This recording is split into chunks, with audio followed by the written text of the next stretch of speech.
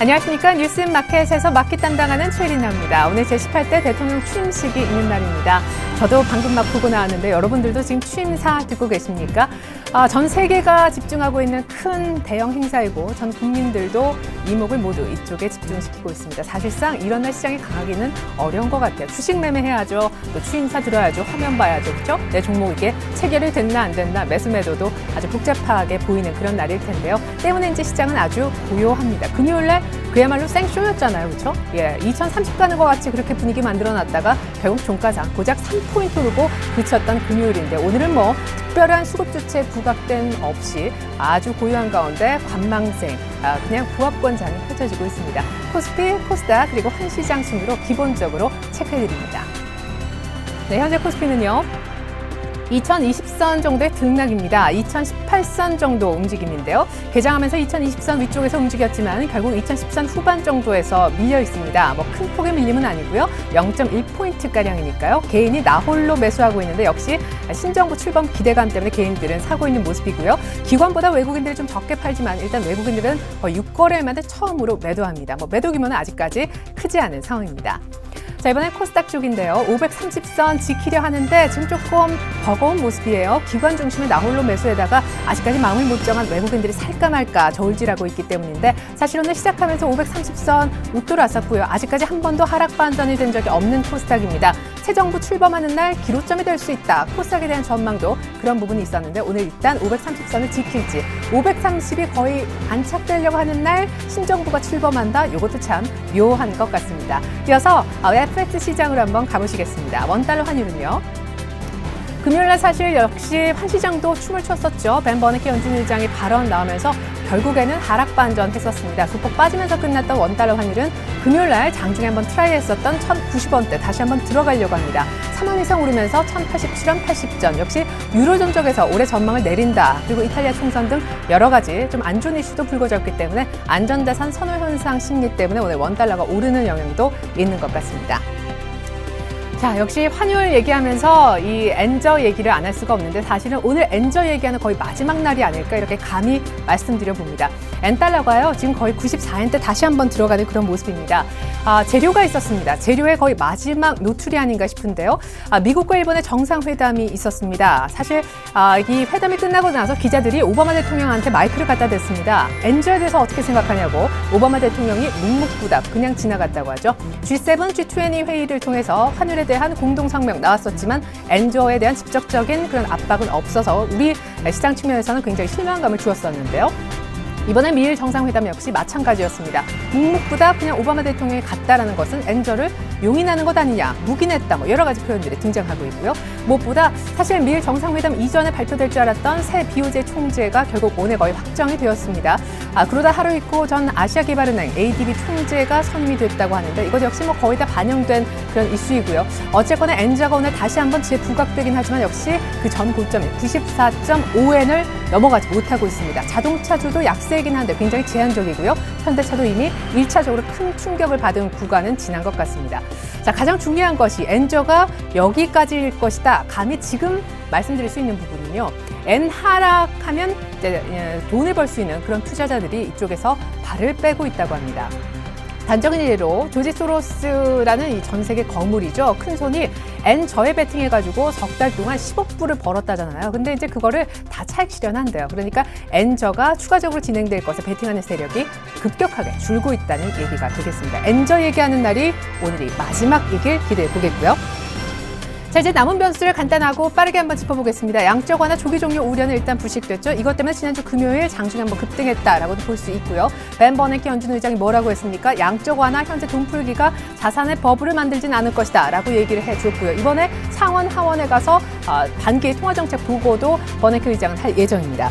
그리고 대표적인 매파이죠. 양적 완화의 조기 종료를 얘기했었던 사람인 블러드 총재, 센트루이스 연준 총재인데요. 이분이 오히려 지금의 양적 완화가 상당 기간 지속될 것이다라고 정반대에 있는 사람이 이렇게 우리가 원하는 쪽으로 힘을 실어 주었습니다. 미국의 QE 조기 종료 얘기는 일단 쑥 들어가게 되었고요.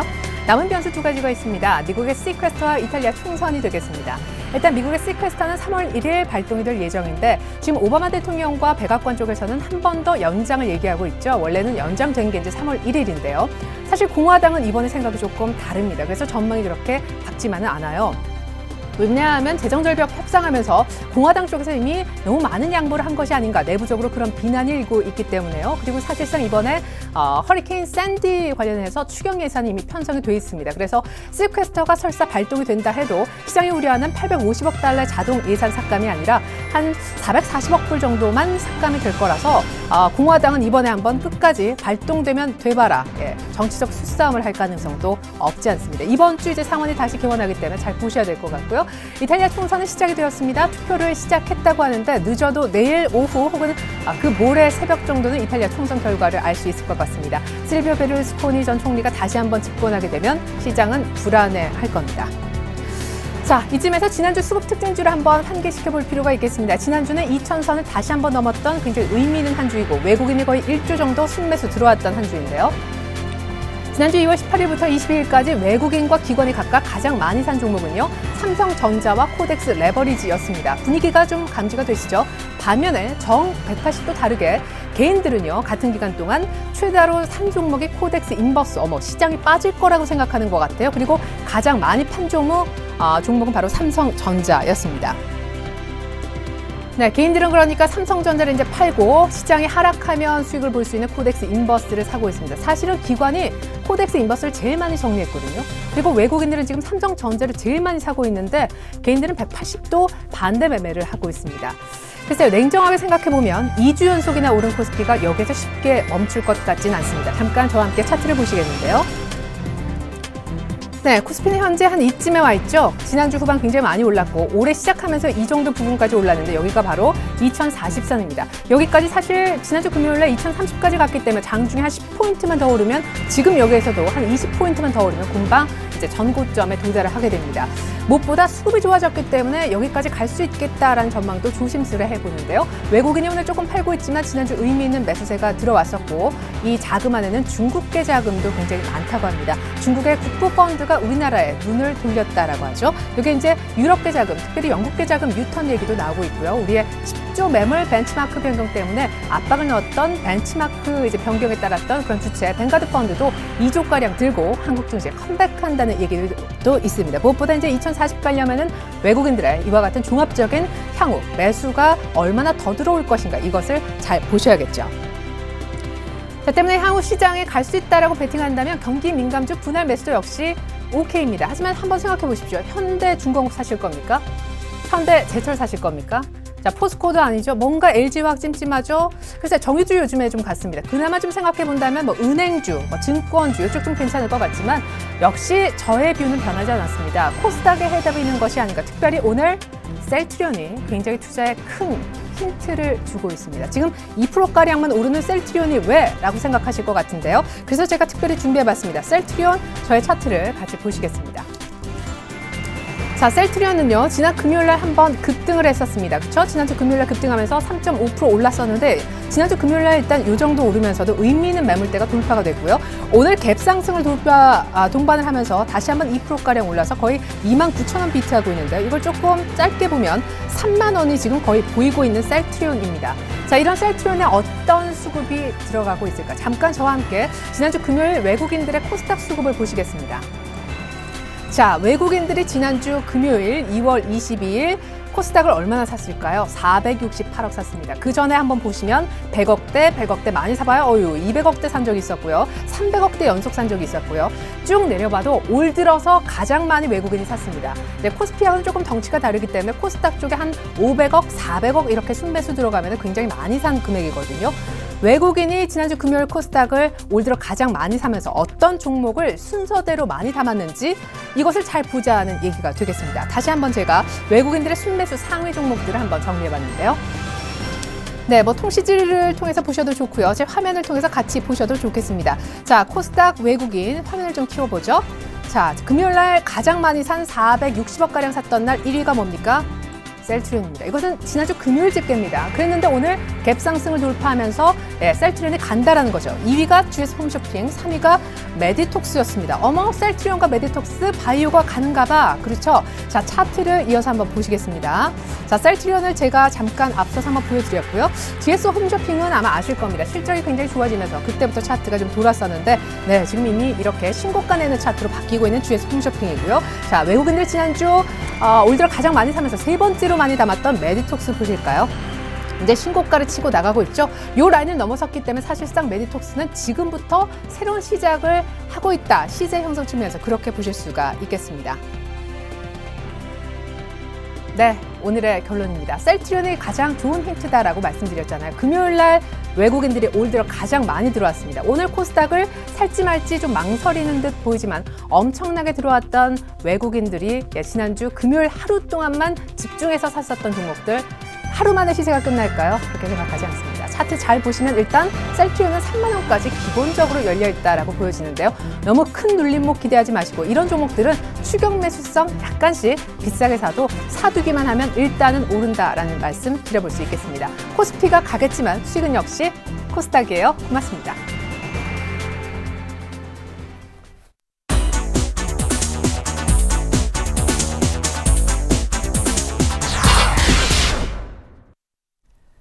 여러분 안녕하십니까? 2월 28일 뉴스인마켓입니다. 박근혜 18대 대통령 취임식이 오늘 오전 11시 여의도 국회의사당에서 열렸습니다. 이날 취임식에는 전직 대통령과 총리, 각 정당 대표와 여야 국회의원, 외국사절, 경제 4단체장과 국민대표 100명 등 내빈 1000명이 참석했습니다. 7만여 명의 시민이 국회 앞마당을 가득 메워 박 대통령의 취임을 축하했습니다.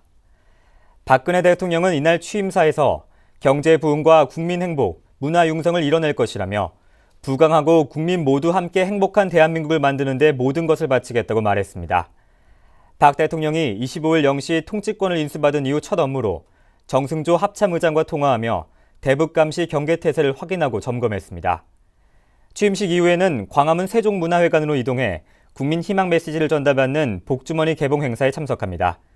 청와대에 도착하면 임명장을 수여하고 각국 정상급 외빈을 비롯한 경축 사절단 30여 명과 연쇄적으로 만나는 일정을 소화합니다. 중국계 자금이 한국 증시의 큰 손으로 떠오르고 있습니다. 현대증권에 따르면 연초 이후 중국계 자금 유입 규모가 1조 4,200억 원으로 집계됐으며 지난 4개월간 중국계 자금 유입액은 2조 8천억 원으로 나타났습니다.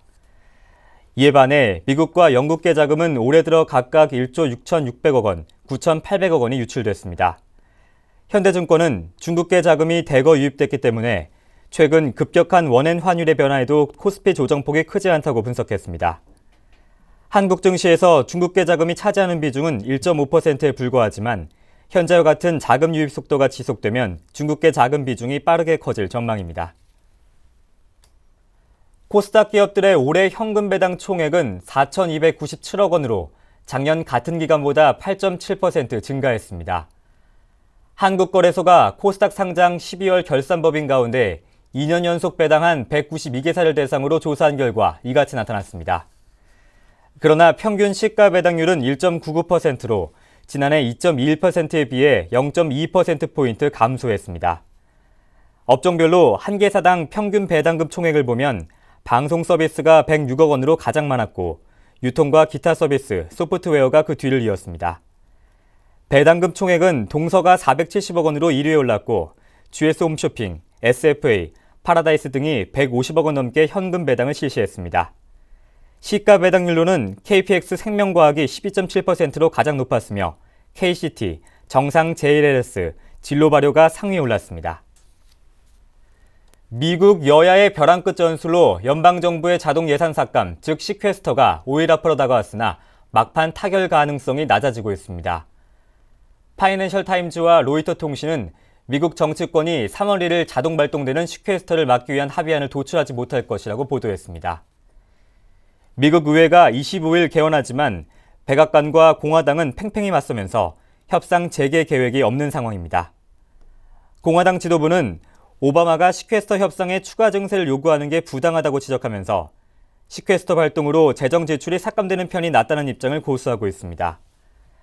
오바마 대통령은 시퀘스터가 발동되면 주정부들이 공공기관 폐쇄 사태 같은 재앙이 발생할 것이라고 경고했습니다. 워싱턴 포스트는 민주당이 시퀘스터에 따른 고통을 주장하고 있지만 영향이 즉각 가시화되지 않을 경우 이번 싸움은 공화당의 승리로 끝날 수 있다고 전망했습니다. 이어서 오늘의 기업 뉴스를 전해드립니다. 신종균 삼성전자 IT 모바일 담당 사장이 올해 세계 시장에서 태블릿 PC를 지난해에 2배 이상 판매하겠다고 공언했습니다. 신 사장은 8인치 갤럭시 노트 8.0을 앞세워 태블릿 PC를 2배 이상 성장시키겠다고 말했습니다. 그는 또 갤럭시 S4의 공개 행사를 미국 뉴욕에서 다음 달 14일에 연다고 밝혔습니다. LG전자가 올해 세계 시장에서 스마트폰을 4천만 대 이상 팔겠다는 목표를 밝혔습니다. LG전자 모바일 커뮤니케이션 사업본부장인 박종성 부사장은 스페인 바르셀로나에서 기자간담회를 열고 올해는 분기당 평균 1,000만 대의 스마트폰을 팔 것이라고 말했습니다. LG전자는 올해를 스마트폰 대중화의 해로 보고 옵티머스 G 프로 등 최고급 시리즈 외에도 3세대 스마트폰 L 시리즈2와 보급형 LTE 스마트폰인 F 시리즈를 공개했습니다.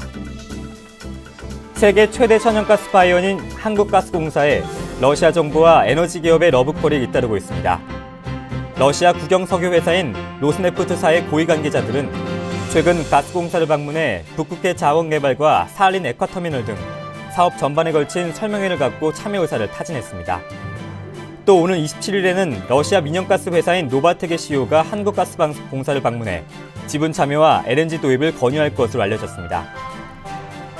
여성 직원 불모지였던 정유업계 여풍이 거셉니다. 올해 SK이노베이션의 대졸 신입사원 공채 결과 최종 합격자 100여 명 중 35%가 여성으로 집계됐습니다. 여성 합격률은 2011년 22%, 작년 24%에 비해 크게 증가했습니다. GS칼텍스도 2008년 7%에 불과했던 여성 신입사원 비율이 작년에는 20%까지 뛰었습니다. 여성 사원들이 많아지면서 육아 관련 시설과 육아휴직 등의 복지도 늘어나고 딱딱하고 가부장적이었던 사내 분위기도 부드럽게 변하고 있습니다. 2월 28일 뉴스인마켓이었습니다. 시청해주신 여러분 고맙습니다.